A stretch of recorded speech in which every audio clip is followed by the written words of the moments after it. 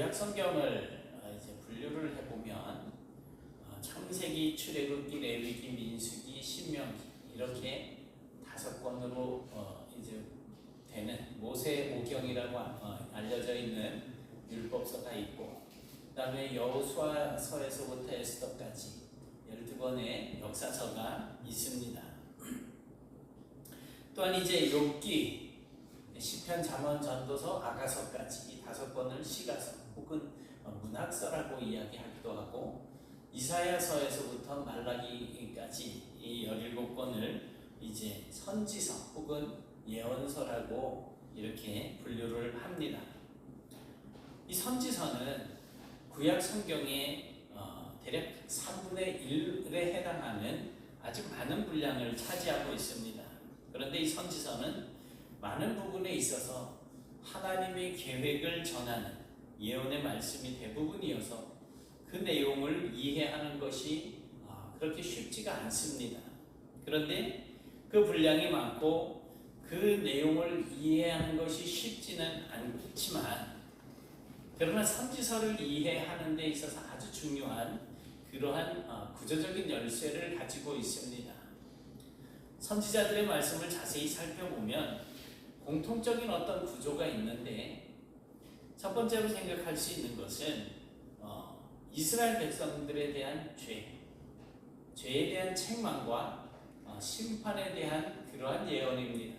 그러니까 이스라엘 백성들이 하나님을 버리고 우상을 숭배를 하고 그렇게 자기들의 길을 걷다가 이제 하나님께 책망을 받고 심판을 당하게 된다는 그러한 내용의 예언입니다. 그리고 실질적으로 이러한 예언들이 이루어지고 있는 것을 볼 수가 있습니다. 그런데 죄에 대한 지적과 심판만 있다고 한다면 세상은 남아있을 것이 뭐가 있겠습니까? 완전히 멸망으로 끝나버리지 않겠습니까? 그래서 또 한 가지 생각할 수 있는 것이, 하나님께서 그런 죄악된 백성들을 뜬금없이 회복시켜 주시겠다라고 하는, 이스라엘을 다시 일으켜서 회복시켜 주시겠다라고 하는 그런 희망의 메시지입니다. 선지자들이 하나님의 말씀을 전하던 그 시대 상황에 따라서 때로 어느 한쪽으로 이렇게 강조가 되기도 하지만 예외 없이 심판과 회복에 대한 그러한 메시지가 함께 들어 있습니다. 얼핏 보면 심판과 회복은 전혀 어울리지 않는 그런 아주 상반된 것처럼 들리는 그런 모습으로 보이지만, 그러나 하나님의 심판은 이스라엘 백성들을 멸망시키기 위한 것이 아니라 사실은 그들을 살리시고 다시금 새롭게 하시기 위한 것이라는 사실을 이제 우리가 알아야지 됩니다. 그래서 하나님의 심판은 멸망으로 끝나지 않고 회복과 새롭게 바꾸는 것으로 이제 끝이 나게 되는 것입니다. 우리의 자녀들이, 부모가 자녀들이 잘못할 때 어이구 잘했어 우쭈쭈쭈 하면서 그냥 칭찬하고 얼러지진 주는 것이 아니고, 잘못했을 때는 따끔하게 혼을 내고 회초리를 대기도 하면서 그 아이들이 잘못한 것을 지적하고 잔소리를 하는 이유가 뭡니까? 이 아이가 바르게 살도록 지도해 나가는 거잖아요. 하나님께서도 마찬가지입니다. 하나님이 세상을 이처럼 사랑하사 독생자를 주셨으니 이는 그를 믿는 자마다 멸망하지 않고 영생을 얻게 하려 하시리라. 그러니까 하나님의 계획은 멸망이나 죽음이 아니고 회복과 생명을 주시는 것이라는 거죠. 그런데 사탄의 계획은 정반대입니다. 사탄은 망하게 합니다. 특히 하나님께서 선택한 백성들이 모여있는 그 교회를 무너뜨리려고 합니다. 그리고 그 교회가 하나님의 뜻대로 세워지고 하나님의 말씀대로 서가는 그 꼴을 절대로 보지 못합니다. 그래서 어떻게 해서든지 교회 안에다가 말을 만들어내고 또 문제를 만들어냅니다. 우리가 신앙생활을 하는 과정 속에서 문제가 생기게 하고 또 하나님의 말씀대로 순종하며 살지 못하도록 그렇게 방해를 합니다. 그게 사탄이 하는 일이에요.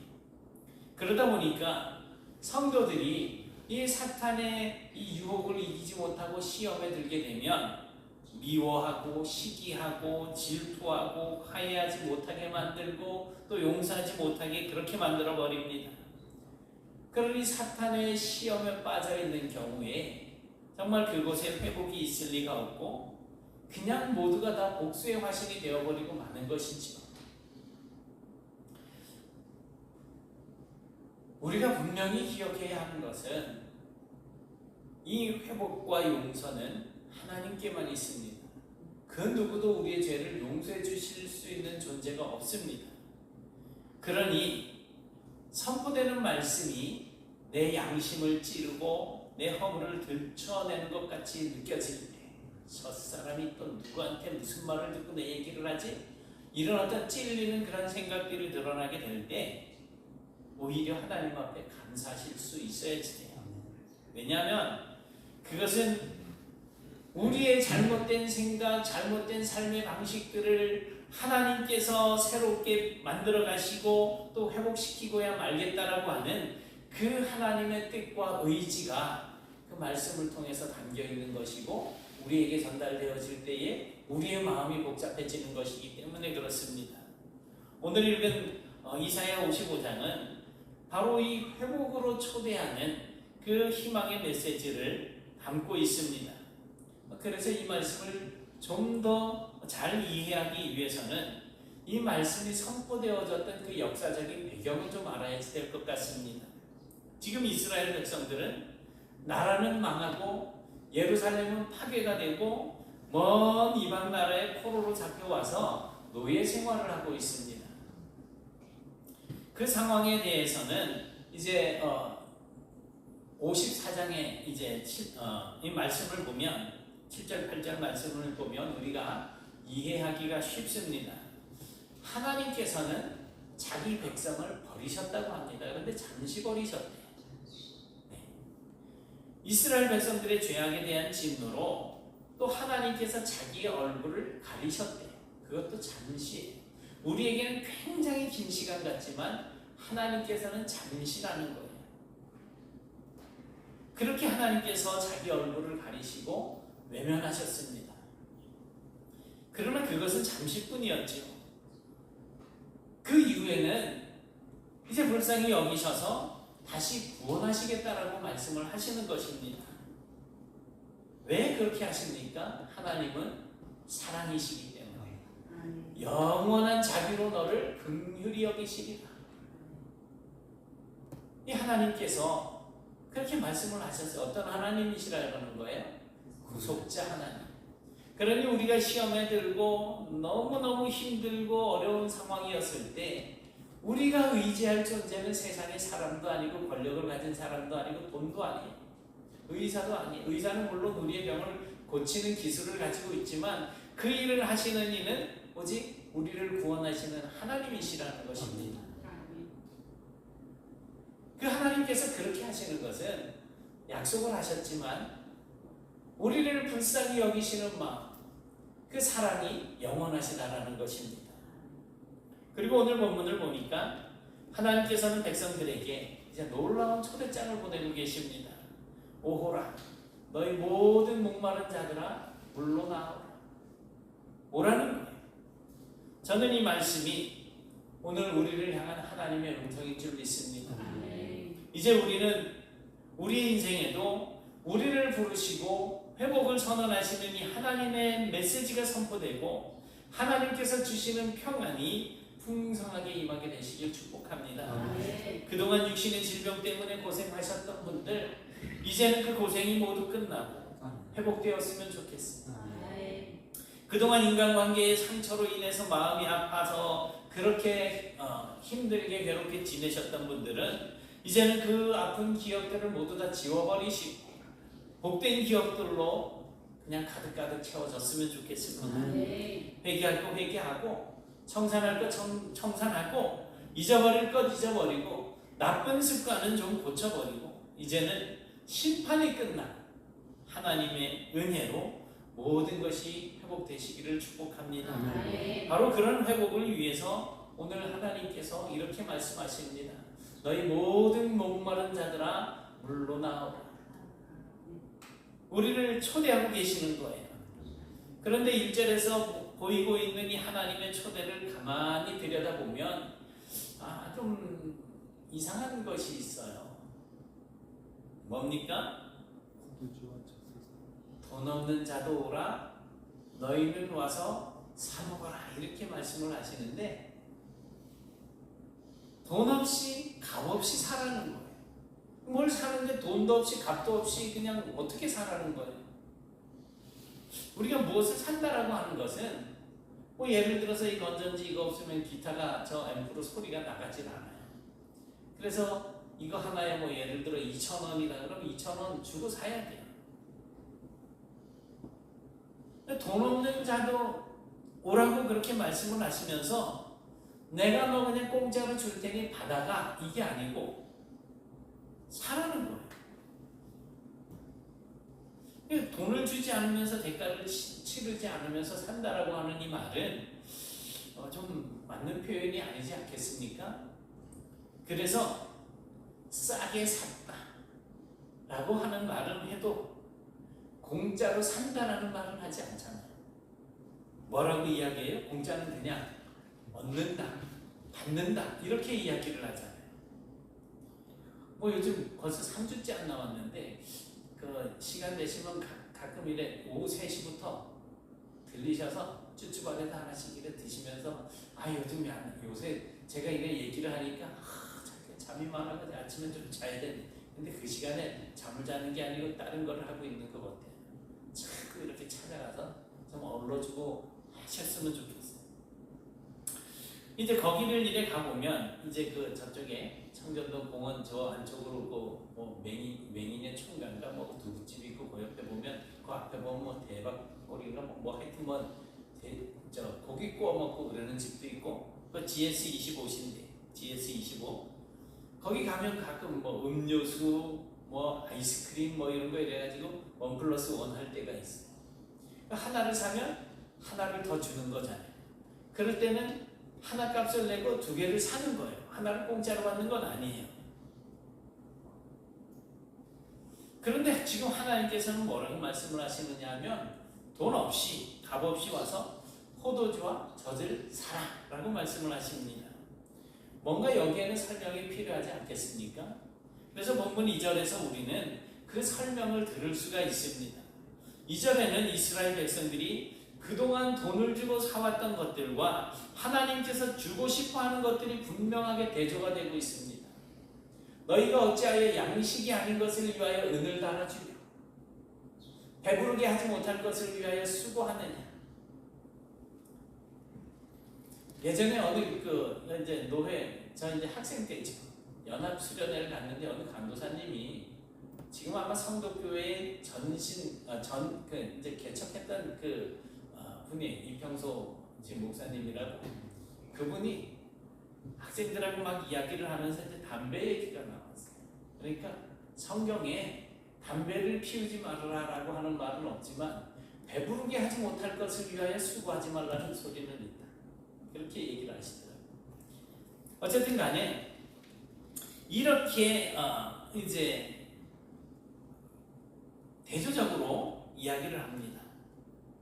이스라엘 백성들은 그동안 양식이 아닌 것들을 위해서 은을 달아주고 배부르게 못할 것을 위해서 수고했다라고 지금 말을 하고 있는 거예요.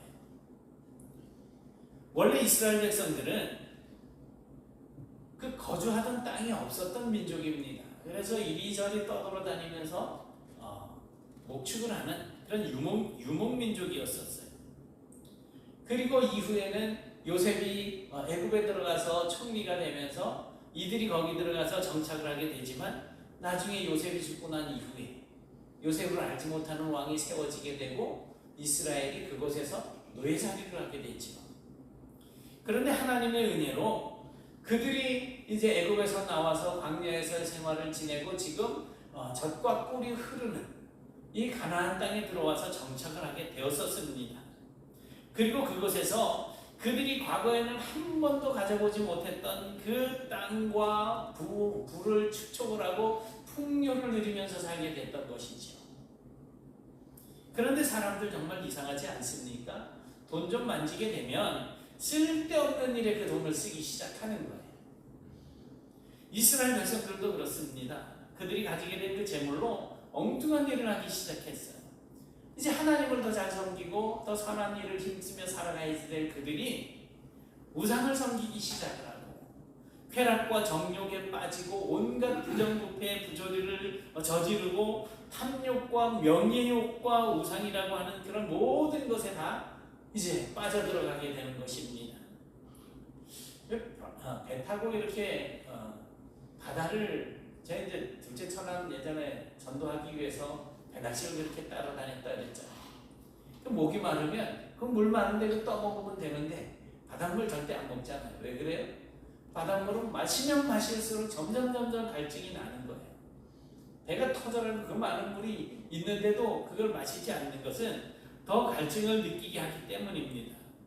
이처럼 이스라엘 백성들이 가나안에서 자기들이 더 풍요롭고 더 잘 살고 더 행복하게 살 것이라고 생각하면서 추구했던 것들은 아무리 가지고 또 가져도 밑 빠진 독에 물을 붓는 것처럼 결코 채워지지 않고 만족할 수 없는 것들이었습니다. 그리고 바로 그것 때문에 하나님께서 진노하셨고 이스라엘 백성들을 하나님께서 심판을 하셨던 것입니다. 그리고 이제는 그런 이스라엘 백성들을 회복시키시고 그들을 초대하시는 거예요. 그렇다면 어떻게 해야 회복될 수 있을까요? 하나님이 주시려고 하는 포도주와 젖을 사는 것입니다. 돈 없이 값 없이 와서 포도주와 젖을 사는 거예요. 그런데 그것은 돈으로 살 수 있는 것이 아니고 돈이 없어야 살 수 있는 것이라는 겁니다. 그것은 돈이 아니라 하나님의 말씀을 듣고 순종해야 사질 수 있는 거예요. 귀를 기울이고 하나님께 나아와서 들어야 살 수 있는 겁니다. 하나님께서 주고 싶어 하시는 포도주와 젖은 바로 생명을 주시는 하나님의 말씀인 것입니다. 이 말씀을 먹어야 비로소 우리의 마음이 즐거움을 얻게 되고 이 말씀을 먹어야 내 영혼이 만족을 얻게 되는 것입니다. 아모스 선지자의 말을 한번 들어보겠습니다. 시작. 이게 아닌데 어디 갔죠? 금방. 시작. 주 여호와의 말씀이니라. 보라달이 이를지라. 내가 그들 땅에 보내니 양식이 없어 주님이 아니요 물이 없어 바람이 아니요 여호와의 말씀을 듣지 못한 기갈이라. 사람이 바다에서 저 바다까지 북쪽에서 동쪽까지 비틀거리며 여호와의 말씀을 구하려고 돌아다녀도 얻지 못하리니 그날의 아름다운 처녀와 젊은 남자가 아가라여 쓰러지리라. 이스라엘 백성들이 갈증을 느끼면서 살아가는 이유가 뭐라는 거예요? 하나님의 말씀을 듣지 못했기 때문에. 하나님의 말씀을 구하려고 돌아다녀도 얻지 못하기 때문에 갈증을 느끼고 쓰러진다는 거예요. 이스라엘 백성들이 나라가 망하고 포로 생활을 하는 동안 이 하나님의 말씀을 듣지 못했습니다. 이러한 상황은 보신 바와 같이 오래전 아모스 선지자를 통해서 이미 예언이 되어져 있었던 것입니다. 하나님의 말씀을 아무 때나 들을 수 있었을 때는 그것이 귀한 줄 몰랐던 거예요. 하나님의 말씀이 우리의 인생에 있어서 참 만족과 진정한 즐거움을 주는 것이라는 사실을 몰랐던 것입니다. 우리 매주 이렇게 모여서 아무 힘든 일 없이 모이니까 아이고 한 번 빠져도 되지. 한 번이 두 번 되고 두 번이 세 번 되고 막 되잖아. 하나님의 말씀 귀한 걸 모른다는 거예요. 그래서 그들은 돈으로 쾌락을 사고 돈으로 행복을 사려고 했던 것입니다.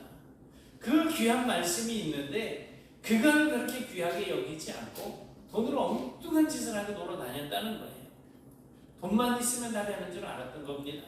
하나님 없어도, 하나님의 말씀 듣지 않고서도 얼마든지 떵떵거리면서 행복하게 살 수 있을 줄로 그렇게 생각을 했던 것입니다. 그런데 그게 아니었죠. 돈은 좀 벌었는데 그 돈으로 생명을 구할 수 없었고 그 돈으로 나라를 구할 수도 없었습니다. 그래서 지금 포로 생활을 하고 있다는 거예요. 나라가 망하고 난 다음에 보니까 그것이 바로 하나님의 심판이었던 것입니다. 하나님의 말씀을 구할 수 없었던 것. 하나님보다 돈을 더 사랑하다가 하나님의 증거를 받게 되었던 것입니다. 그리고 망하고 난 다음에 보니까 하나님의 말씀을 들을 수가 없었습니다. 하나님의 말씀을 찾아서 사방팔방 돌아다녀 보아도 하나님께서 침묵하고 계셨습니다. 생명의 말씀을 먹을 수 있는 길이 그 어디에도 없었습니다. 하나님의 말씀을 들어야 살겠는데 어디서도 그 말씀을 들을 수가 없었던 것입니다. 여러분, 다른 게 심판이 아니에요. 그게 바로 심판입니다. 말씀을 듣고 싶어도 들을 수 없는 것, 이 말씀의 기근이 바로 심판인 것입니다. 오늘날에도 마찬가지예요. 하나님께서 택한 백성들이 하나님의 뜻대로 살지 못할 때 말씀의 기근으로 심판하신다는 사실을 우리는 반드시 기억하셔야 할 것입니다. 그런데 이제 하나님께서 다시 말씀을 시작하셨습니다. 이사야 선지자를 통해서 이스라엘 백성들을 초대하기 시작하셨습니다. 오호라 너희 목마른 자들아 물러나오라. 돈 없는 자도 오라. 너희는 와서 사 먹되 돈 없이 값없이 와서 포도주와 젖을 사라. 너희는 귀를 기울이고 내게 나와 들으라. 그리하면 너희 영혼이 살리라. 내가 너희를 위하여 영원한 언약을 맺으리니 곧 다윗에게 허락한 확실한 은혜입니다. 오전에도 생각했죠? 쉐마 이스라엘. 기초적인 신앙인 것입니다. 포도주와 젖은 하나님의 말씀이라고 했습니다. 그리고 그 말씀은 돈으로 살 수 없는, 돈 없이 사야 살 수 있는 것이었습니다. 돈으로 살 수 있는 세상적인 것들로는 결코 우리가 만족함을 얻을 수가 없습니다. 오히려 돈 가지고 살 수 없는, 돈 없이 사야만 하는 그 하나님의 말씀을 들을 때, 그 생명의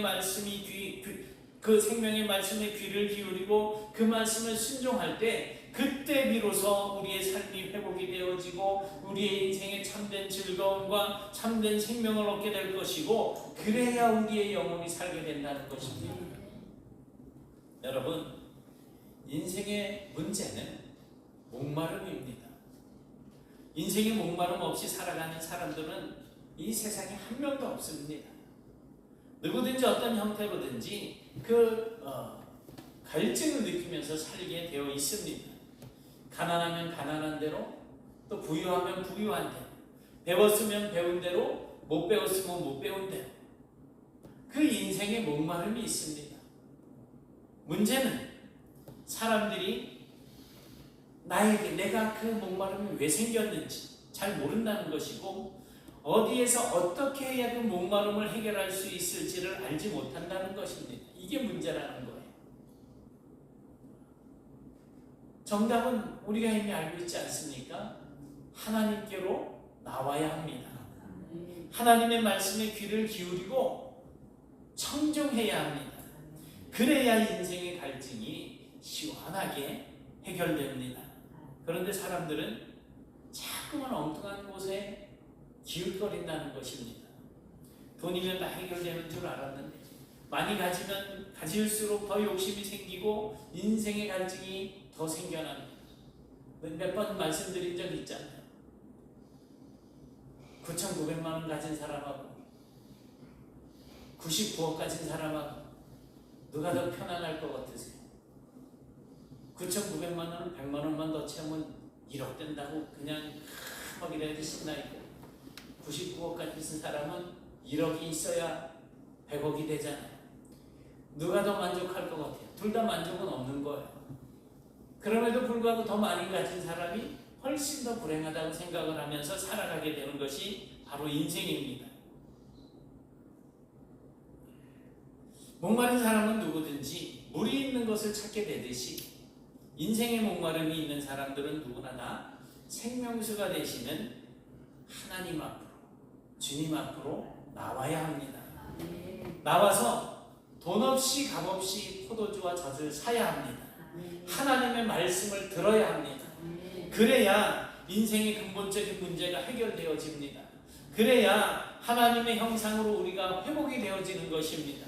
여러분들께서는 하나님의 초대에 응하셔서 이제 하나님의 나라와 하나님께로 나와서 신앙생활을 시작하셨고 오늘 또 이 자리로 나오셨습니다.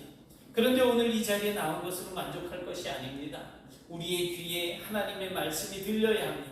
내 안에 가득 차 있는 그러한 다른 생각들을 버려야 합니다. 교회에 내가 나와서 앉아있기는 하지만 하나님의 말씀이 들리지 않는다면 그것은 뭔가 문제가 있는 것입니다. 하나님과의 관계가 회복이 되려고 한다면 먼저 나의 귀로 하나님의 말씀이 들리기 시작해야 되는 거예요. 하나님의 말씀이 들리기 시작해지면 그때부터 우리의 인생이 달라지게 됩니다. 지금도 하나님은 여러 가지 모양으로 우리를 초대하고 계십니다. 이제는 우리가 하나님 앞으로 나와서 하나님의 말씀을 들을 때 너희가 좋은 것을 먹을 것이며 너희 자신들이 기름진 것으로 즐거움을 얻으리라고 하셨습니다. 그러니 말씀으로 은혜 받는 자리에 빠지지 마시고 나와서도 귀를 기울이고 들으시면 그리하면 너희 영혼이 살리라. 이것이 오늘 우리에게 주시는 하나님의 말씀입니다. 바라기는 우리 모두에게 심판의 때가 지나가고 회복의 때가 새롭게 시작되기를 축복합니다. 무엇보다 먼저 여러분의 삶 가운데 하나님의 말씀이 회복되기를 축복합니다. 그리하면 너희의 영혼이 살리라고 하신 이 말씀대로 인생의 목마름이 해결되어지고 언제나 만족하고 기뻐하며 감사하는 인생이 회복되고 삶이 회복되는 그런 복된 성도들이 되실 수 있기를 주님의 이름으로 축원합니다. 사랑의 하나님 감사합니다. 오늘 주님께서 목마른 자는 다 내게로 오라고 말씀하시는 이 말씀을 기억합니다. 이제 저희들이 세상에서 만족할 수 없었던 이런 모든 부분들에 대해서 갈증을 느끼고 어떻게 해야 할지도 모르는 이런 상황 속에 있을 때 주님께서 저희들을 찾아오셔서 말씀을 주시고 믿음을 주시고 하나님의 은혜를 경험하는 그런 삶을 살 수 있도록 인도해 주심을 감사드립니다. 그 하나님의 은혜 가운데 이제 저희들이 귀를 열어서 주님의 말씀을 듣게 하여 주옵시고 그 말씀대로 순종하는 삶을 살아서 오직 하나님 앞에 영광을 돌릴 수 있도록 인도해 주시되 세상적인 것들, 물질적인 것들, 그런 모든 것들에 대한 욕심을 버리고 하나님의 말씀에 대한 확신하는 그러한 마음과 믿음을 허락하여 주셔서 이제는 저희들이 이 땅 사는 동안에 하나님의 은혜 가운데에 형통하고 복되고 참 기쁨이 넘치는 즐거운 인생들이 될 수 있도록 인도하여 주시옵소서. 예수님 이름으로 기도드리옵나이다. 아멘.